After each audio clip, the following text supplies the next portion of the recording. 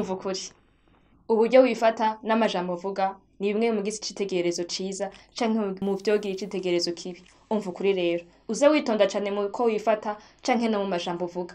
Mu gitabo ca mbere c'abami igice ca 10 kuva ku murongo wa mbere, mu gihe umwamikazi w'Isheba yaraje kuraba abo kwa Salomo, yaraje araraba nuko abiwabo bifata abo kwa Salomo ko bifata. Amaze kubona uko bahereza inyifato yabo, uburyo batuje, uburyo batekereje, uburyo badasaragurika, aravuga ngo noneho ndamenye, ndabonye ko hari Imana yo mwijuru koko yahaye ubwenge Salomo ikanatuma ategeka neza abo mu rugo rwiwe. Uko wifata rero birashobora gutuma benshi bakira. Ubwo ugera imbere y'abantu ntubaramutse, ubwo wicara nabi, ubwo wifata nabi, ubwo wifata uko ushaka kandi uri uw'Imana, ni kuri ngo nukugendana Bibiliya. Ukugendana Bibiliya suko bamenye yuko uri uw'Imana. Iyo Bibiliya igitinjiye mu mutima ngo iguhindure ushobora kwifata neza. Uno munsi ushobora gutuma icitegerezo cawe mu nyifato kirimbuza benshi. Umva ukuri rero uno munsi ugire inyifato nziza. Biranakwiye yuko unamenya ngo umaze kwifata neza hari ibiyago, hari amajambo ushobora kuganira n'abandi. Mu gitabo ca Yakobo igice ca 3 benshi barakunda ariko birakwiye ko basubira kandi bakahiyumvirako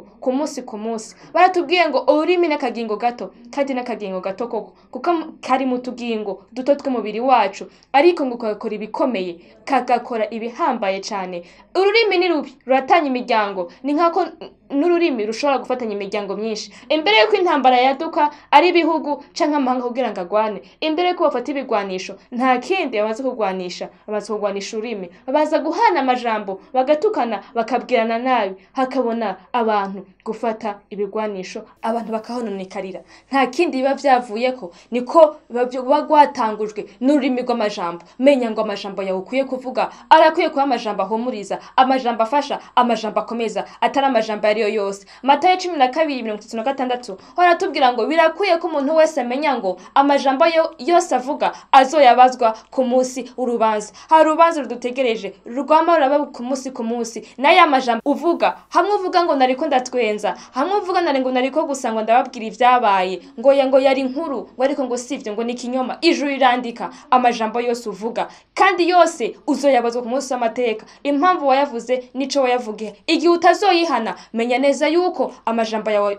yose uzoyabazwa. Ariko muri ivyo vyose nubwo umugore afise menshi kuruta y'umugabo ntibice bisobanura yuko akwiye kuvuga amabi menshi. Oya, ahubwo birashoboka ngo abavyeyi ubwo bafise amajambo menshi nibirakwiye ko bayakoresha mu kuvuga Imana, mu kwamaza ubutumwa bwiza, mu kurera, mu gutanga indero, kuruta kuvuga igitenge cadutse, impuzu yabaye, irusaku n'ibindi bitandukanye. Amajambo yawe azotuma benshi bamenya Imana canke amajambo yawe azotuma benshi bahunga Imana kubw'amajambo yawe uvuga. Umva ukuri rero uno munsi wige kuvuga amajambo meza, uno munsi wige kuvuga amajambo akomeza, uno munsi witonde mu vyo uvuga kuko hari amajambo menshi ushobora kuvuga agakomeretsa benshi. Birakwiye ko n'abantu bamenya ngo ijambo ryose rivugwa mu muryango ribi rigakomeretsa uwo mubana canke umwana wawe nishikanwa rikomeye ubutanze kwa Satani. Kuko Satani warazi agaciro k'ijambo, uburyo rigenda imeze nk'inkota